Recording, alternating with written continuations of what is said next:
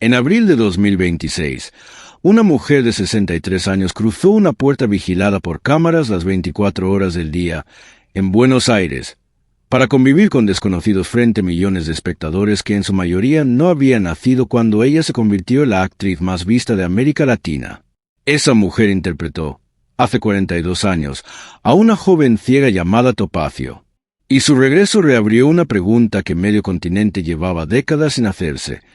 ¿Qué fue del resto? Porque de aquel elenco que conquistó Italia, España, Estados Unidos y buena parte de Europa del Este, ya faltan varios nombres, y algunas de esas historias son de una dureza que pocos conocen. En los próximos minutos vas a entender por qué una industria entera, la que convirtió Venezuela en potencia mundial del melodrama, terminó reducida a fotografías viejas, homenajes póstumos y actores repartidos entre Miami, México y España. Vas a conocer 14 destinos. 7 de esas personas siguen vivas hoy. 7 ya no están. Y al final vas a entender algo que no tiene nada que ver con la nostalgia fácil.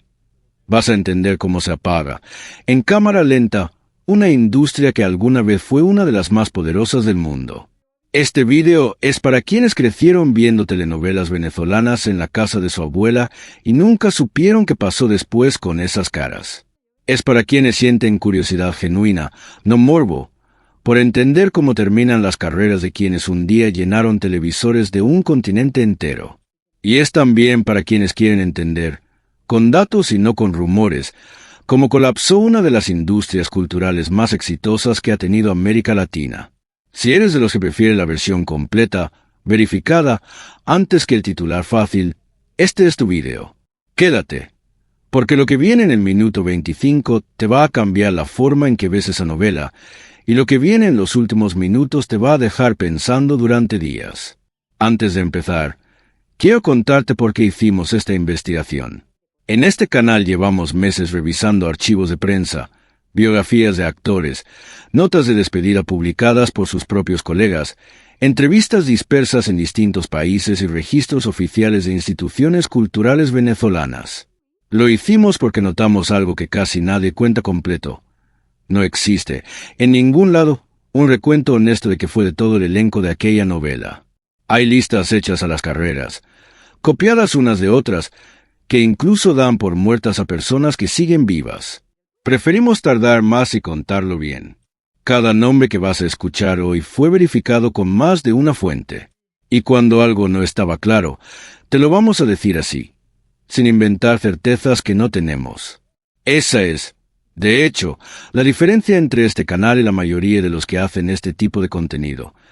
Preferimos llegar tarde con la verdad que llegar primero con un error. Para entender la caída hay que entender primero la cima, y la cima tiene nombre de mujer y apellido de exilio. Todo nace de una escritora cubana que tuvo que abandonar su país tras la revolución y se instaló en Miami sin saber que desde ahí, a mano, iba a escribir las historias que harían llorar a medio planeta. Ella ya había construido, 14 años antes, una historia sobre una joven pobre criada como hija de una familia adinerada, un secreto de nacimiento y una comadrona que cambia el destino de 2 bebés en un solo instante. La estrenó en 1970 con otro título, en el canal rival. Y en 1984 esa misma historia, reescrita, resucitó bajo un nuevo nombre y con un elenco distinto. Nadie en ese estudio de Caracas imaginaba, mientras grababan escena tras escena durante 18 meses, que estaban construyendo uno de los mayores fenómenos de exportación televisiva que ha dado el continente. Llegaría a Italia con 7 millones de espectadores diarios. Llegaría a España, a Estados Unidos, a Puerto Rico, a Perú, a Costa Rica. Ganaría un premio en Italia. Su protagonista sería nominada a un galardón español. Y 182 capítulos después, esa producción quedaría grabada como uno de los puntos más altos de la televisión venezolana. Para dimensionar lo que significaba aquello, conviene detenerse un momento en cómo funcionaba la maquinaria detrás de esa novela. No era un canal aislado grabando una historia más. Era una industria completa, con estudios propios, con departamentos de vestuario que trabajaban a un ritmo casi industrial, con guionistas que entregaban libretos semana a semana mientras el elenco grababa capítulos que salían al aire apenas días después de haber sido escritos. Esa velocidad de producción, que hoy parecería una locura logística, era el estándar de la época. Actores que grababan 12, 14 horas diarias, muchas veces sin haber memorizado del todo el libreto del día siguiente, sosteniendo escenas completas casi de manera improvisada, apoyados únicamente en el oficio. Ese ritmo agotador formó a una generación de intérpretes con una capacidad de trabajo que hoy resulta difícil de replicar. Y ese mismo ritmo, hay que decirlo también, fue que desgastó cuerpos y vidas enteras antes de tiempo. La protagonista tenía apenas 21 años cuando empezó a grabar, pero su historia con las cámaras venía de mucho antes. A los 11 años ya trabajaba en televisión. A los 16 se había casado, en la vida real, con un actor que años más tarde compartiría elenco con ella en esta misma novela, interpretando a un médico. El embarazo de ambos no llegó a término. Se separaron y el destino, como suele hacer en esta industria pequeña y repetida, los volvió a sentar frente a frente en el mismo foro varios años después, ahora como compañeros de reparto y no como pareja. Detente un segundo en ese dato, porque dice algo incómodo sobre cómo funcionaba aquel mundo. Una adolescente de 16 años, con media vida ya trabajada frente a cámaras, casándose antes de tener edad para votar. Eso era completamente normal en ese momento. Hoy, como mínimo, generaría preguntas serias sobre cómo se cuidaba, o no se cuidaba, a los actores más jóvenes de aquella era dorada. Esa protagonista se llama Grecia Colmenares, y su elección de interpretar a una joven ciega no fue casualidad ni imposición de un productor. Ella misma contó, años después, que siempre había querido interpretar ese papel, y que para prepararse convivió durante una larga temporada con personas invidentes reales. Se sentaba con ellas, aprendía a moverse con los ojos cerrados por espacios que no conocía, entendía cómo cambiaba el tacto, el oído, la manera de orientarse en una habitación sin depender de la vista. Ese nivel de compromiso, poco común incluso hoy, es parte de por qué el personaje quedó grabado en la memoria colectiva de un continente entero. No era una actriz simulando ceguera con gestos genéricos. Era una actriz que había estudiado, con cuerpo y tiempo, cómo se vive sin ver. El brillo público de esa novela fue enorme. Récords de audiencia, giras internacionales, portadas de revista. Pero detrás de ese brillo había una sombra que casi nadie contaba. Una industria que exprimía sus figuras más jóvenes a un ritmo feroz, y un elenco de apoyo compuesto, en buena parte, por actores que venían de otros países, de otras épocas, de otra Venezuela. Ahí está el primer cliffhanger de esta historia. Y te lo dejo planteado para que lo lleves contigo durante los próximos minutos. La decisión más importante que tomó esta protagonista no ocurrió durante la grabación de esta novela, sino un año después, cuando dijo que no a un papel que le esperaba. Y esa negativa terminó lanzando al estrellato mundial a otra mujer de este mismo elenco. Vamos a llegar a esa historia, pero antes necesitas conocer al resto del reparto, porque sin ellos esta historia no se sostiene. Si te está gustando cómo se está armando este rompecabezas, este es un buen momento para dejar tu me gusta y suscribirte al canal, porque lo que sigue conecta datos que muy pocas veces se cuentan juntos. Empecemos por un dato que casi nadie recuerda. 2 actores de este elenco son hermanos en la vida real, y no cualquier par de personajes. Uno de ellos interpretó al galán protagonista, el médico rico que se enamora de la protagonista ciega. El otro interpretó a un joven humilde de la hacienda, un personaje noble apodado el Bobo, incapaz de hacerle daño a nadie. Ambos son hijos de una pareja de actores venezolanos que dedicó su vida entera al oficio, en una época donde ser hijo de actores no significaba alfombras rojas ni fortuna, sino crecer entre camerinos, ensayos de radio y guiones desparramados por la casa. El hermano que interpretó al joven de la hacienda nació en 1956 en la ciudad de Mérida y hoy tiene 69 años, y sigue vivo. Después de esta novela participó en más de 20 producciones a lo largo de las siguientes 4 décadas, entre ellas historias que también marcaron su época, con papeles que iban desde el drama puro hasta la comedia costumbrista. Su capacidad de mantenerse vigente durante tanto tiempo, en una industria que solía desechar a sus actores apenas dejaban de ser novedad, dice mucho de su versatilidad. El hermano que interpretó al galán protagonista construyó una carrera igual de extensa, trabajando en Venezuela, México y Colombia, encadenando protagónicos durante casi 2 décadas seguidas. Hoy, según lo que se ha reportado públicamente, vive en Miami junto a su esposa y su hija. Ese detalle, Miami, se va a repetir una y otra vez en esta historia, y no por casualidad. Vas a escuchar ese nombre de ciudad tantas veces que vas a entender, sin que yo tenga que explicártelo, qué le pasó a la industria que los formó. Miami no fue solo un destino de vacaciones para estos actores. Se convirtió, con los años, en una especie de segunda capital de la televisión latinoamericana en español, un lugar donde se concentraron productoras, cadenas internacionales y estudios de doblaje, absorbiendo talento que ya no tenía donde trabajar en sus países de origen. Para muchos de los actores de este elenco, mudarse a Miami no fue una elección estética ni un capricho de jubilados con dinero. Fue, sencillamente, seguir el trabajo hasta donde el trabajo se había mudado. Y hay todavía otro matiz en esta historia de hermanos que merece atención, porque dice algo sobre cómo se organizaba, puertas adentro, el mundo de la actuación venezolana de aquella época. Crecer en una casa donde ambos padres eran actores significaba, en la práctica, que la conversación de la cena giraba en torno a libretos, castings, ensayos y estrenos. Significaba acompañar a los padres a foros de grabación desde niños, absorbiendo sin proponérsele el vocabulario técnico del oficio, entendiendo antes que la mayoría de sus compañeros de colegio cómo funcionaba una cámara, cómo se marcaba una posición en el piso del estudio, cómo se esperaba en silencio que la luz roja se apagara. Para estos dos hermanos, entrar al elenco de esta novela no fue un debut accidental, sino la continuación natural de una vida entera orientada hacia ese único destino. Y verlos compartir set, aunque fueran papeles de estatus social completamente opuesto, uno el médico rico, el otro el joven humilde de la hacienda, es una de esas coincidencias familiares que el gran público, entonces, ni siquiera llegó a notar. Sigamos con los que están vivos.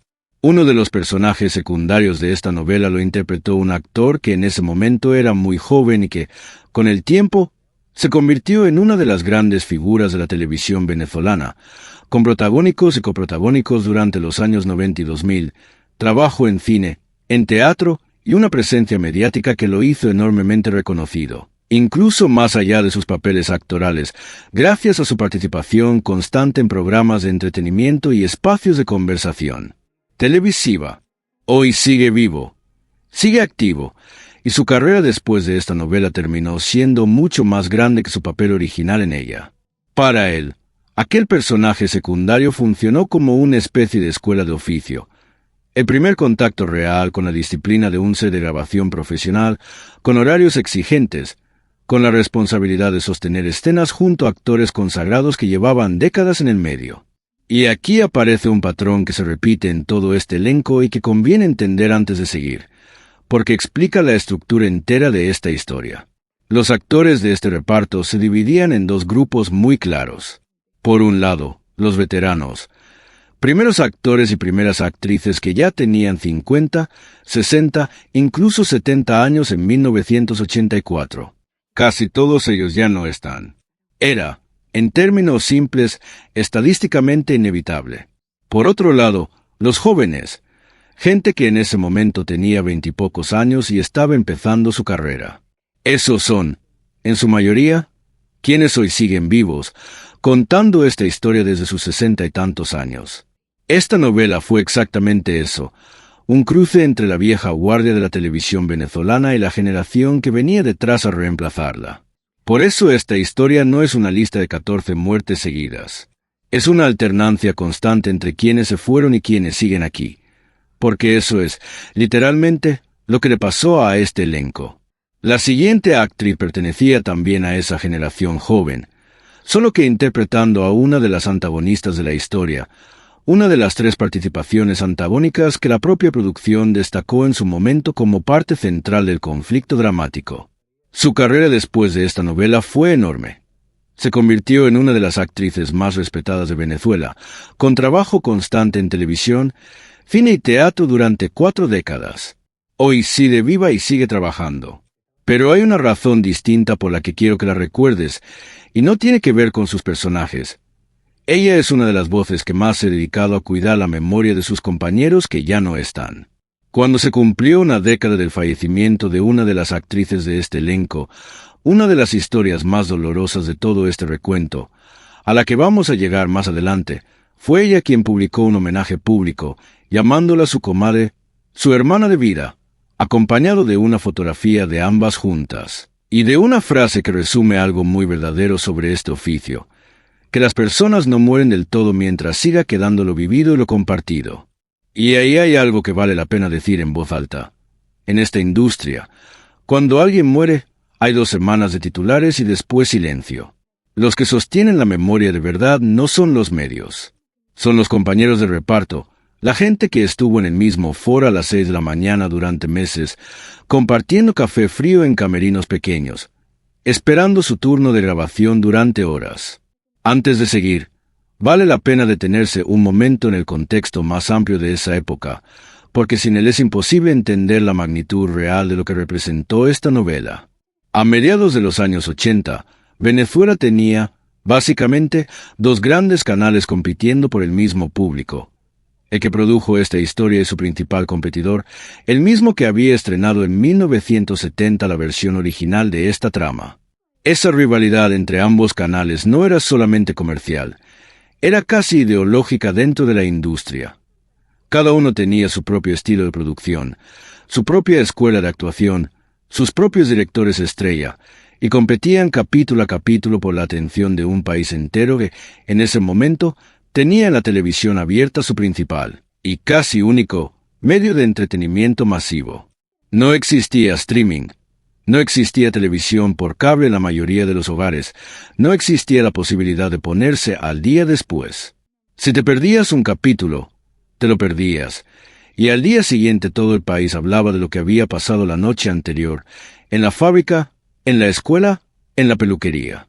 Esa centralidad cultural, hoy casi imposible de replicar en un mundo fragmentado en decenas de plataformas, es parte de lo que explica por qué estos actores, incluso los de reparto, se convirtieron en figuras públicas reconocidas en la calle, en cualquier país donde la novela llegara a transmitirse.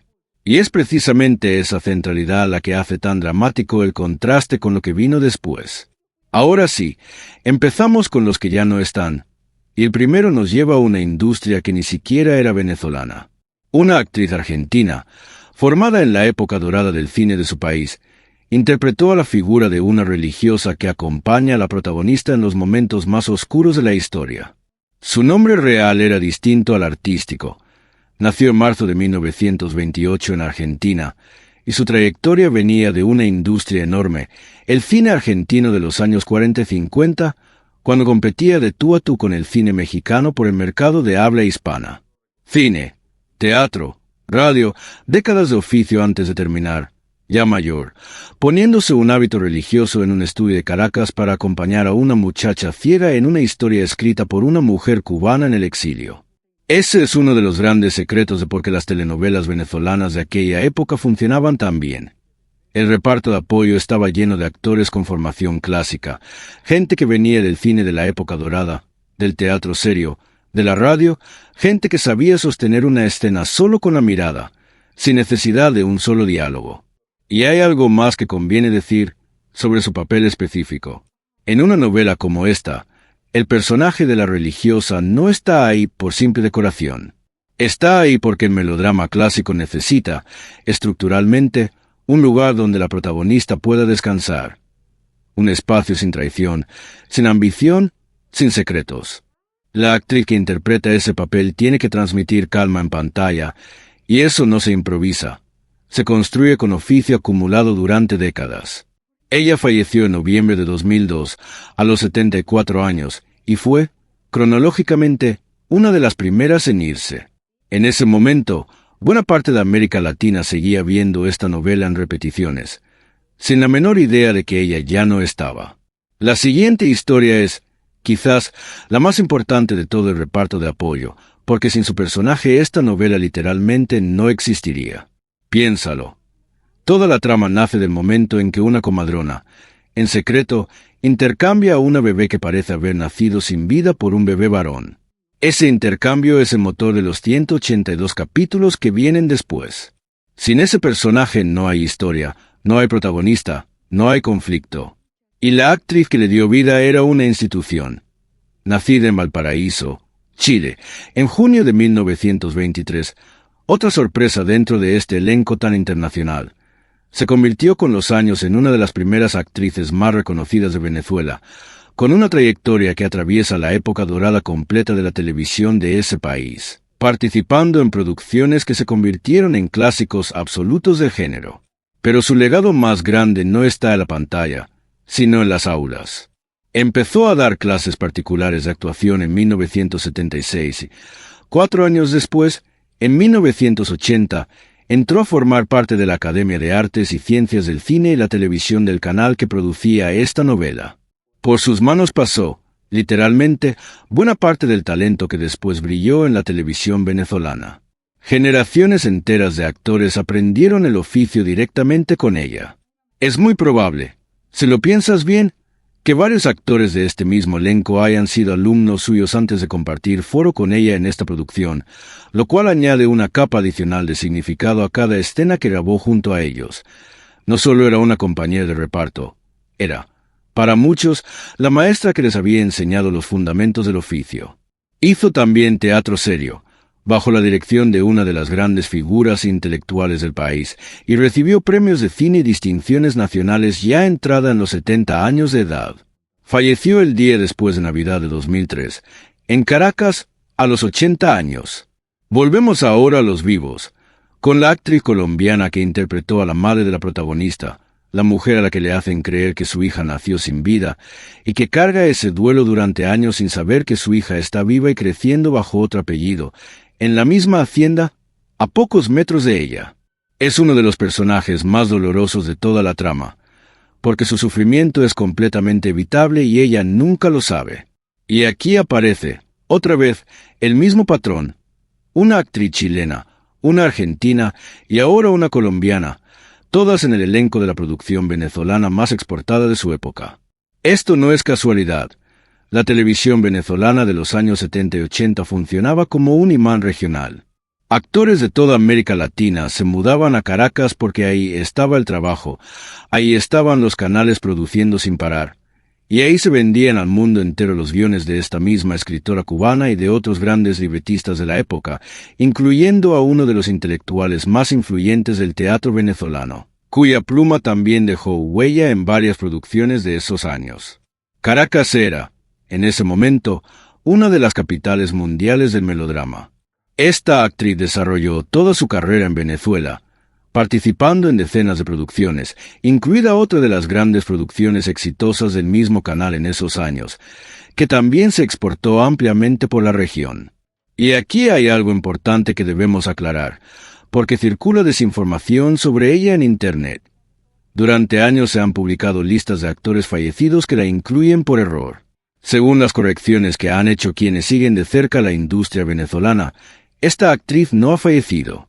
Y esto nos da pie para decir algo que nos importa mucho en este canal. En Internet circulan cientos de listas de actores muertos, hechas sin verificar nada, que se copian unas a otras y terminan dando por fallecidas a personas que están perfectamente vivas. Por eso preferimos decir, según las fuentes disponibles, y reconocer cuando algo no está del todo claro, antes que inventar certezas.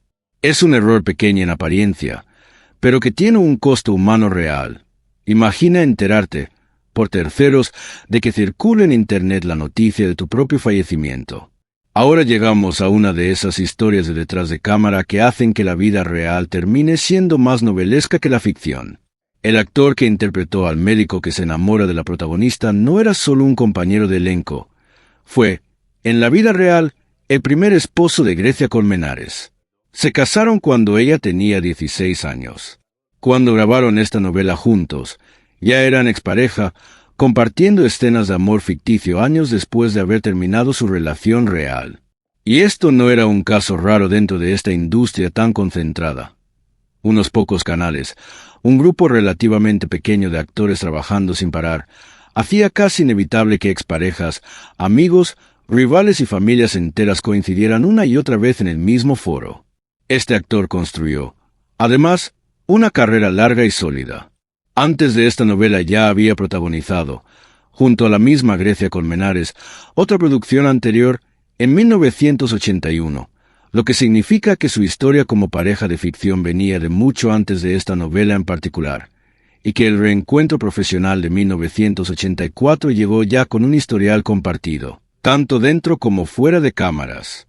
Después siguió trabajando durante décadas, dentro y fuera de Venezuela, consolidando una carrera de galán maduro que le permitió mantenerse vigente en distintas producciones a lo largo de los años. Hoy sigue vivo. Hay algo que rara vez se menciona sobre esta historia en particular y que vale la pena rescatar aquí. El hecho de compartirse con un excónyuge en un papel amoroso escrito para otra persona exige un nivel de profesionalismo que pocas industrias exigen con esa frecuencia. En el cine, donde las producciones duran semanas o pocos meses, ese tipo de coincidencia es rara. En la telenovela venezolana de los años 80, con su ritmo de producción casi diario y su comunidad de actores reducida, era prácticamente un rito de paso. Prácticamente todos los actores de esa generación, en algún momento de su carrera, tuvieron que actuar escenas de amor, de traición o de reconciliación junto a alguien con quien habían compartido, en la vida real, una historia completamente distinta. Ese contexto ayuda a entender por qué tantos de ellos describen el oficio, en entrevistas posteriores, como algo que exigía una separación casi quirúrgica entre la vida personal y el trabajo frente a cámaras. Llegamos ahora al patriarca de esta historia, y su desenlace fue tan rápido como devastador. El actor que interpretó al dueño de la hacienda, al hombre que espera un hijo varón y recibe en sus brazos a un bebé que en realidad no es suyo, el personaje que sin saberlo arranca toda la tragedia de la historia, tuvo una carrera de 60 años sobre los escenarios. 30 piezas teatrales, largometrajes, más de medio centenar de telenovelas. Algunas fuentes hablan de más de 80 producciones en total. Fue cofundador de una sociedad teatral venezolana y creó personajes que quedaron grabados a fuego en la memoria de su país, en distintas producciones a lo largo de varias décadas, además de recibir el Premio Nacional de Cultura de su país por el conjunto de su trayectoria. En 2013, con 87 años, hizo algo que hoy, mirado en retrospectiva, se siente casi profético. Cerró su carrera con un monólogo titulado, literalmente, Ahora al final, celebrando en ese mismo acto 70 años completos de oficio ininterrumpido. 3 años después, en marzo de 2016, le diagnosticaron un cáncer linfático apenas semanas antes de su desenlace fatal. A los 89 años, un mes antes de cumplir los 90. El gobierno de su país lo condecoró después de su partida con la máxima distinción oficial disponible.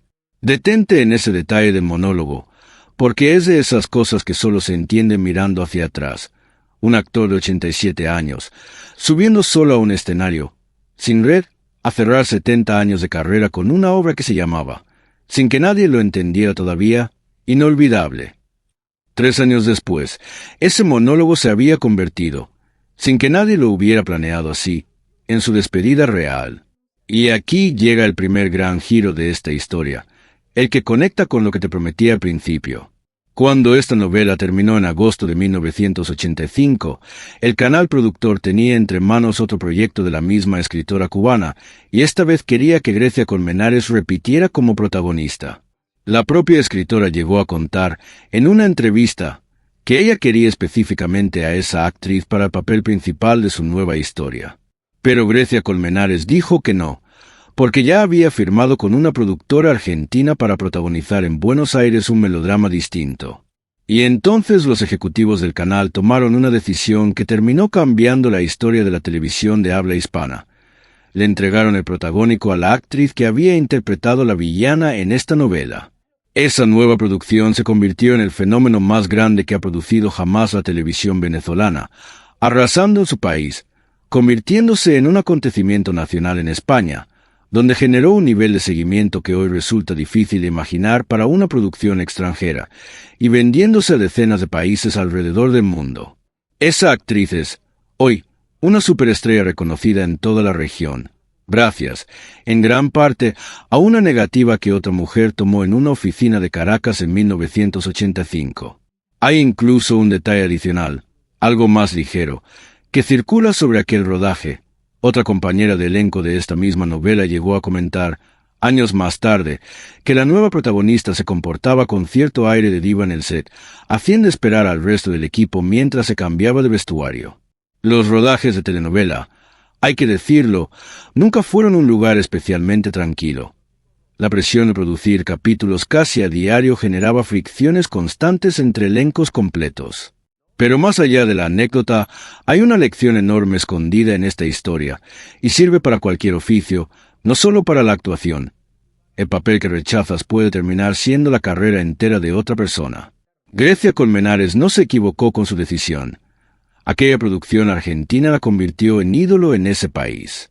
Pero esa decisión tomada en una oficina de Caracas en 1985 definió la vida profesional de dos mujeres a la vez, para siempre. Ese papel rechazado se convirtió en la carrera de otra persona. Y esa decisión, tomada en cuestión de minutos, terminó definiendo el destino profesional de dos mujeres al mismo tiempo. Este es un buen momento para pedirte algo. Si crees que fue justo que esa oportunidad cambiara de manos así, sin que nadie lo planeara, escribe un en los comentarios.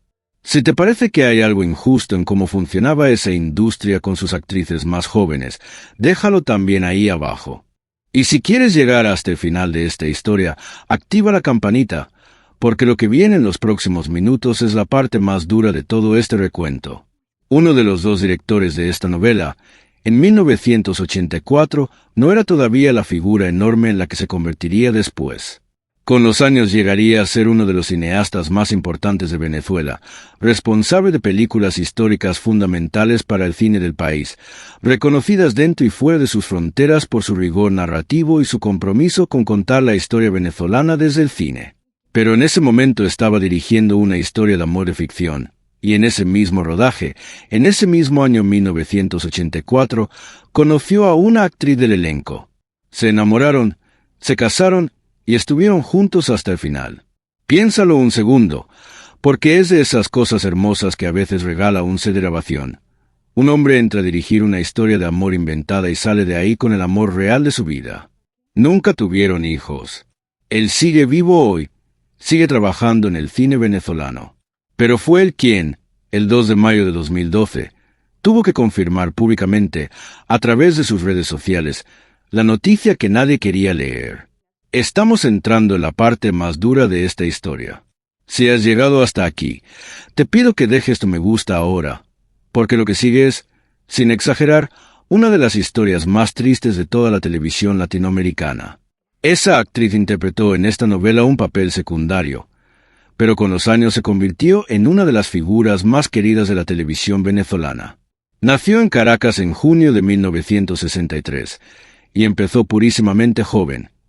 Entró al grupo de teatro de su colegio a los 10 años y en 1979, con apenas 16, el mismo canal que producía esta historia le abrió las puertas a través de un programa humorístico de larga trayectoria en la televisión venezolana. De ahí en adelante, más de 20 producciones entre cine y televisión, además de una carrera teatral respetadísima. Interpretó papeles muy queridos en otras dos producciones exitosas de esos mismos años, personajes por los que el público la adoraba en clave de comedia. No era solo una actriz de telenovela, era una comediante de primer nivel y una actriz de teatro que sus propios colegas consideraban de las mejores del país, capaz de moverse con la misma soltura entre el drama y la comedia física. En 2008 se hizo unos exámenes médicos rutinarios, previos a un procedimiento estético menor. Y aquí está el detalle que le da un giro amargo a toda esta historia. Según se ha documentado, esos exámenes eran de rutina, previos a una cirugía puramente estética, sin ninguna relación con un malestar físico previo. Fue a hacerse una prueba por un tema de apariencia y salió con un diagnóstico oncológico en los pulmones. Peleó, y en un primer momento pareció que lo había superado. Habló públicamente, con una franqueza que impresionó a todo su país, de cómo la enfermedad la había transformado por completo. Llegó a decir que no había perdido tiempo preguntándose por qué le había tocado a ella. Pero en 2011 llegó la recaída, y el 2 de mayo de 2012, a las 3:30 de la tarde, en Caracas, se produjo el desenlace fatal. Tenía 48 años. Es, con muchísima diferencia, la partida más temprana de todo este elenco. La reacción de su país fue enorme. Su nombre se convirtió en el tema más comentado de Venezuela durante días. Actores, escritores, humoristas y hasta figuras políticas publicaron despedidas públicas. Un reconocido actor y director resumió el sentimiento colectivo en 3 palabras que se quedan grabadas: hoy somos menos. Un escritor destacado la describió como una de las mejores actrices de su generación y una de las almas más puras y generosas que había conocido. Fue despedida en uno de los cementerios más importantes de Caracas, con una asistencia que reflejó exactamente el cariño que había construido durante más de 3 décadas de carrera. Y quiero detenerme en un detalle de su diagnóstico, porque puede servirle a alguien que esté escuchando esto ahora mismo. Ella no fue al médico porque se sintiera mal. Fue por un motivo completamente distinto, y así fue como apareció un problema pulmonar que llevaba tiempo desarrollándose en silencio, sin ningún síntoma evidente. Ese es, precisamente, uno de los rasgos más peligrosos de ese tipo de enfermedad. No da señales claras al principio, no duele, no se nota. Cuando finalmente avisa, muchas veces ya es tarde. Buena parte de estos casos, como el suyo, se detectan casi por casualidad durante exámenes hechos por motivos completamente ajenos. Y su viudo era, precisamente, el director del que hablamos hace un momento, el hombre que la había conocido en el rodaje de esta misma novela 28 años antes, y que tuvo que confirmar públicamente, ese mismo día, la noticia que todo un país esperaba que no fuera cierta. Ahora llegamos a la mujer sin la cual nada de esto habría existido nunca. La escritora cubana detrás de esta historia, y de muchas otras que definieron el género entero de la telenovela latinoamericana, es considerada, con toda justicia, la madre del melodrama televisivo moderno en español. Tuvo que abandonar su país tras la Revolución cubana. Se instaló en Miami, y desde el exilio escribió las historias que hicieron llorar a medio planeta. Esta misma novela, la que la originó en 1970, y varias más que se convirtieron en fenómenos regionales durante los años 70, 80, 90, incluyendo producciones que hoy siguen siendo referencia obligada del género. Piénsalo. Una mujer sentada en una casa de Florida, escribiendo mano, generando el contenido que millones de familias en Venezuela, en México, en España, en Italia y hasta en países de Europa del Este veían cada noche, capítulo tras capítulo, durante meses. Sus historias se reciclaron una y otra vez durante décadas.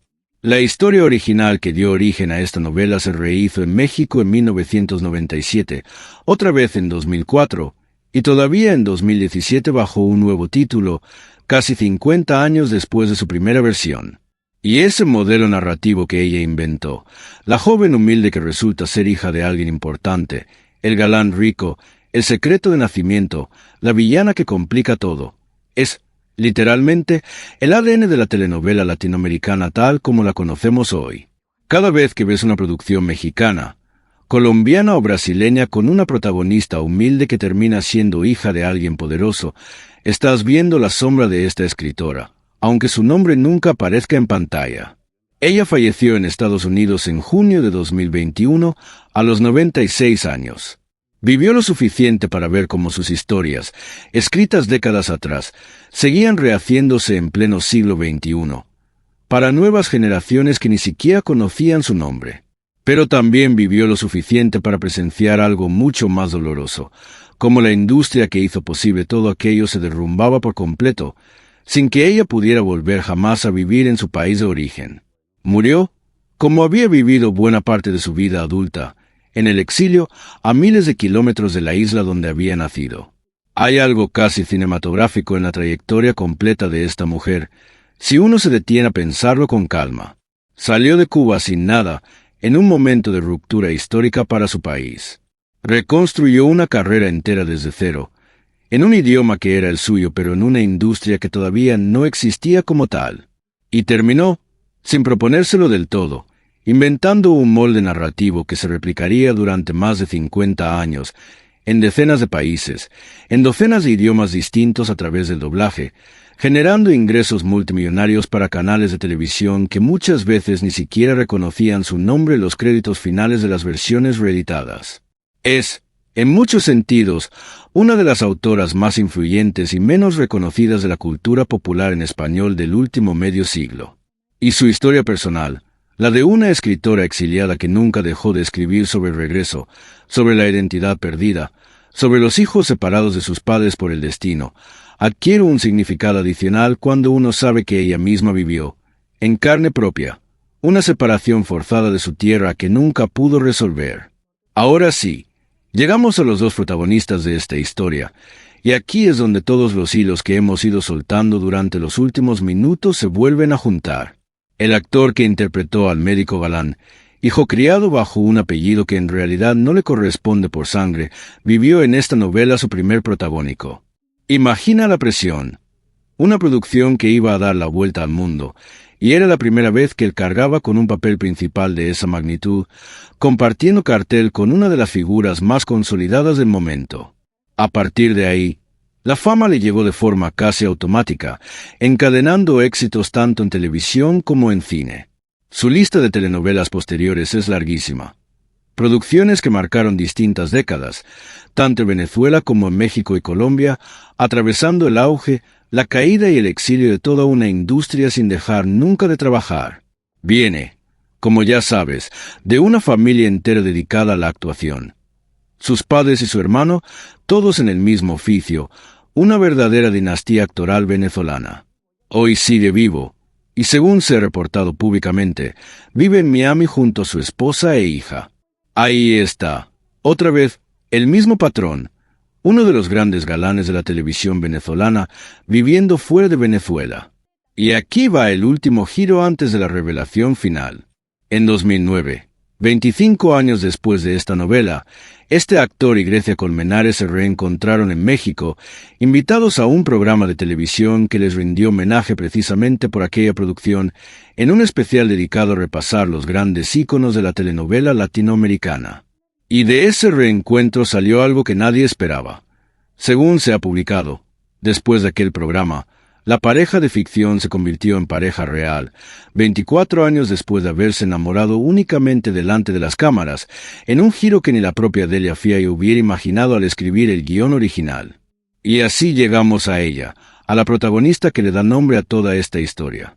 Grecia Dolores Colmenares Miausens nació el 7 de diciembre de 1962 en Valencia, Estado Carabobo, Venezuela, hija de madre de origen francés y padre venezolano, que se divorciaron cuando ella tenía 5 años.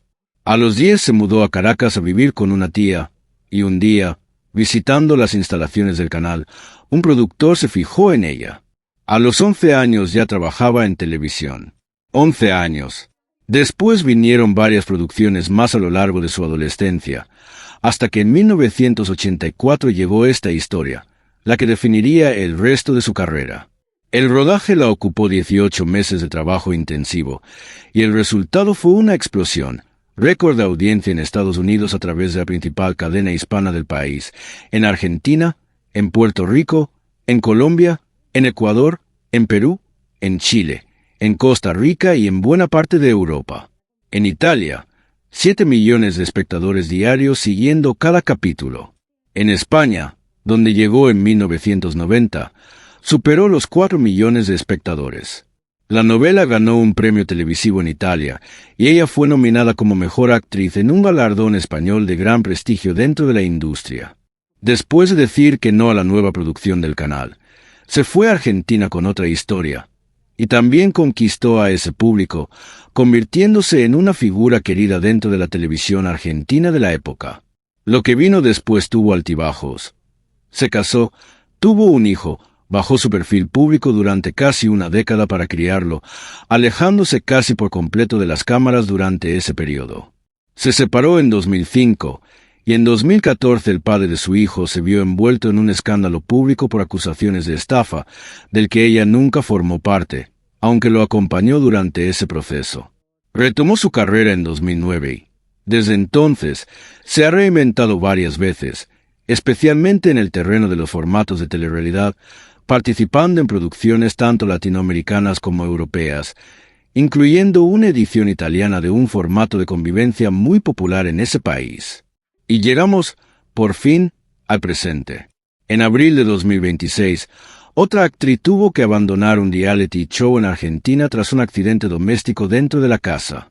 Y para reemplazarla, los productores anunciaron a Grecia Colmenares, viajando desde Miami, donde reside actualmente. A los 63 años, la mujer que interpretó a la joven ciega más famosa de la historia de la telenovela latinoamericana entró a una casa vigilada por cámaras las 24 horas, a convivir con desconocidos, frente a un público que en su enorme mayoría no había nacido cuando ella grabó aquella novela. Fue eliminada en 10º lugar. Y los medios argentinos lo interpretaron exactamente como lo que fue: un puente entre dos mundos completamente distintos, el de las telenovelas clásicas que marcaron a una generación entera, y el de los formatos de telerrealidad que hoy dominan la conversación digital. Y hay algo genuinamente admirable en esa decisión, porque esa mujer podría estar viviendo tranquilamente de la nostalgia que ella misma construyó durante 4 décadas. En lugar de eso, decidió meterse en uno de los formatos más exigentes de la televisión moderna, sin filtros, sin guión, sin la protección de un personaje escrito por otra persona. 42 años después de aquella novela, ahí seguía, trabajando, exponiéndose, arriesgando frente a un público completamente nuevo la reputación construida durante toda una vida. Vale la pena detenerse un momento en lo que significa, concretamente, entrar a un formato como es a los 63 años, después de una carrera construida enteramente sobre personajes escritos por otra persona. Durante 4 décadas, cada palabra que Grecia Colmenares pronunció frente a una cámara había sido escrita, ensayada y dirigida por un equipo completo detrás de escena. En un reality show de convivencia, esa protección desaparece por completo. No hay libreto, no hay segunda toma, no hay posibilidad de pedir que se repita la escena si algo sale mal. Cada palabra que dice, cada gesto, cada reacción espontánea frente a una situación de convivencia real, queda expuesta tal cual, sin ningún filtro narrativo entre ella y el público. Para una actriz formada en la disciplina rígida de la telenovela clásica, ese salto representa, en la práctica, un ejercicio de vulnerabilidad completamente distinto al que había practicado durante toda su carrera. Y no fue la primera vez que se sometió a ese tipo de exposición. Antes de este reality argentino, ya había participado en un programa de baile televisado y en una edición italiana de un formato de convivencia, lo que sugiere que, lejos de rehuir ese terreno, lo fue adoptando de manera progresiva como una nueva etapa profesional, casi como una segunda carrera construida sobre reglas completamente distintas a las que la hicieron famosa. Ese es el mapa completo en 2026. Los que siguen aquí: Grecia Colmenares, entre Miami y la televisión argentina. El actor que interpretó a su médico galán, también en Miami. La actriz que heredó el protagónico que ella rechazó, hoy una de las figuras más queridas de su país. La actriz que cuida la memoria de sus compañeros fallecidos. El actor que construyó una de las carreras más largas de la televisión venezolana después de un papel secundario en esta novela. El primer esposo real de la protagonista, el hermano del galán, hijo de una familia entera de actores. La actriz colombiana sobre la que circuló, injustamente, información falsa de su fallecimiento. Y el director que encontró en este rodaje al amor de su vida y que hoy sigue trabajando en el cine venezolano. Y los que ya no están, la maestra de actuación que formó a generaciones enteras de talento venezolano. La actriz argentina de la época dorada del cine que interpretó a una religiosa. El patriarca de la historia, que cerró su carrera con un monólogo llamado, casi como una premonición, ahora el final. La actriz cuya partida conmovió a un país entero, apenas 4 años después de un diagnóstico que llegó por accidente. Y la escritora que, desde el exilio, inventó el molde narrativo que todavía hoy sigue definiendo el género entero de la telenovela latinoamericana. Pero si algo hemos aprendido armando esta investigación, es algo que no esperábamos encontrar. Esta novela no fue solamente el final de una historia de ficción. Fue, en muchos sentidos, el final de una época entera. Aquella Venezuela producía telenovelas que se vendían al mundo completo. Tenía canales con academias propias, donde primeras actrices formaban con sus propias manos a las nuevas generaciones. Atraía a actores chilenos, argentinos y colombianos que se mudaban a Caracas porque ahí estaba el trabajo. Tenía guionistas que exportaban historias enteras a México, a España, a Italia, definiendo durante décadas el gusto televisivo de medio planeta. Todo eso desapareció, y no de un día para otro, sino en un proceso lento, doloroso, que se extendió a lo largo de más de una década. El canal que produjo esta historia cerró su señal abierta en 2007, en un proceso ampliamente documentado en la prensa internacional de la época, marcando simbólicamente el principio del fin de una era completa para la televisión venezolana. La industria completa se desplomó en los años siguientes, arrastrando consigo estudios de grabación, escuelas de actuación, departamentos de vestuario y utilería que habían tardado décadas en construirse y que se desmantelaron en apenas unos años. Y los actores que sobrevivieron a esa caída están hoy repartidos entre Miami, México, España y Colombia, reconstruyendo en el exilio lo que alguna vez construyeron en su propio país, muchas veces empezando de nuevo, en mercados donde ya no eran las estrellas indiscutibles que habían sido en su tierra, sino actores más entre muchos otros. Por eso esta historia no habla solamente de quien murió y quien sigue vivo. Habla de algo mucho más grande, de una industria entera que fue potencia mundial y que hoy es, sobre todo, memoria. Y esa memoria sigue funcionando, de manera casi milagrosa, porque esta novela se sigue viendo en repeticiones, en canales de nostalgia, en plataformas digitales, donde jóvenes de 20 años descubren hoy a una muchacha ciega de 1984 y se enganchan exactamente igual que se engancharon sus abuelas hace más de 4 décadas. La escritora que le inventó todo sabía exactamente lo que estaba haciendo cuando construyó esa historia, y su fórmula sigue funcionando, generación tras generación, sin importar cuánto haya cambiado la tecnología con la que se consume. Vale la pena, antes de cerrar del todo, pensar en lo que significa este colapso industrial más allá de los nombres propios que hemos repasado hoy. No hablamos solamente de actores que perdieron trabajo. Hablamos de escenógrafos, de maquilladores, de sonidistas, de editores, de escritores de guión que durante décadas sostuvieron, capítulo tras capítulo, una maquinaria de producción que llegó a exportar más contenido de entretenimiento que cualquier otro país de habla hispana en ese momento.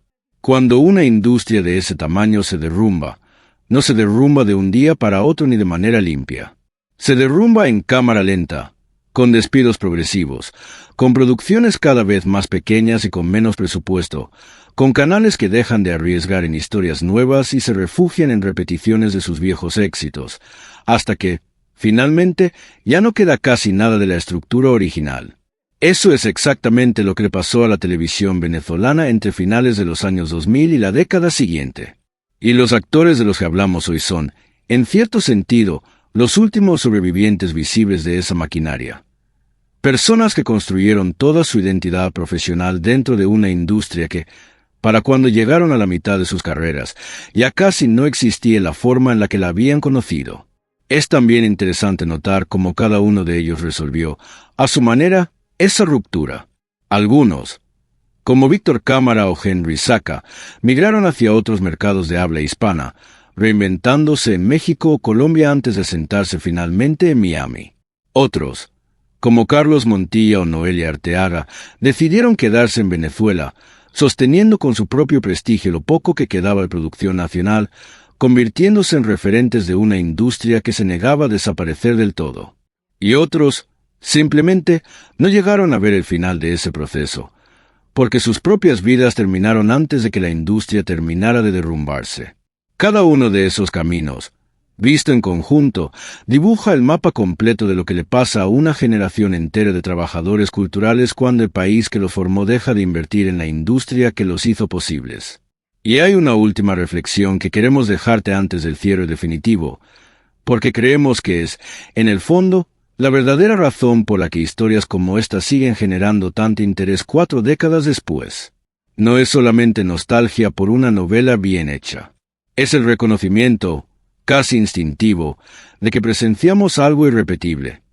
Una época en la que la televisión en español tenía la capacidad de unir, en el mismo horario, a audiencias de países completamente distintos, con idiomas maternos distintos en algunos casos, con culturas distintas, alrededor de la misma historia, contada por el mismo elenco, capítulo tras capítulo, durante meses. Hoy esa clase de fenómeno cultural masivo, unificado, sin fragmentación de plataformas ni de algoritmos personalizados, es prácticamente imposible de replicar. Por eso, cuando vemos a Grecia Colmenares entrando a un reality show en 2026, no estamos viendo solamente a una actriz reinventándose. Estamos viendo al último testigo visible de una era en la que la ficción todavía tenía el poder de detener, durante 1 hora cada noche, a continentes enteros frente a la misma pantalla. Esperamos que este recuento te haya servido no solo para conocer qué fue de cada uno de estos 14 nombres, sino para entender, con un poco más de profundidad, cómo funciona el ciclo completo de una industria cultural. Su nacimiento, su explosión mundial, su generación dorada de talento y finalmente su declive, medido no en cifras de producción, sino en las vidas concretas de las personas que la construyeron con su trabajo diario durante décadas. Y hay un último dato que quiero dejarte antes de cerrar. Todos los actores de los que hablamos hoy grabaron esta novela en 1984 sin saber absolutamente nada de lo que venía después. Sin saber que se vería en Italia. Sin saber que llegaría a España 6 años más tarde. Sin saber que, en 2026, seguiríamos contando su historia con este nivel de detalle, en un formato que en ese momento ni siquiera existía. Ellos, simplemente, iban a trabajar cada mañana a un estudio de Caracas, sin ninguna certeza sobre el futuro, cumpliendo un horario, memorizando libretos, sosteniendo escenas bajo luces calientes durante horas. Lo mínimo que podemos hacer, más de 4 décadas después, es conocer sus nombres completos y contar su historia con el respeto que merece. Si este recuento te pareció bien contado, déjanos tu me gusta y suscríbete al canal, porque son ese tipo de gestos los que hacen posible que sigamos investigando historias como esta, con tiempo, con fuentes verificadas y sin inventar nada que no podamos sostener. Y cuéntanos en los comentarios en qué país o en qué momento de tu vida viste esta novela por primera vez, y qué otra producción clásica de la televisión latinoamericana te gustaría que investigáramos así, con calma, con datos y con el respeto que estas historias reales merecen. Nos vemos en el próximo video.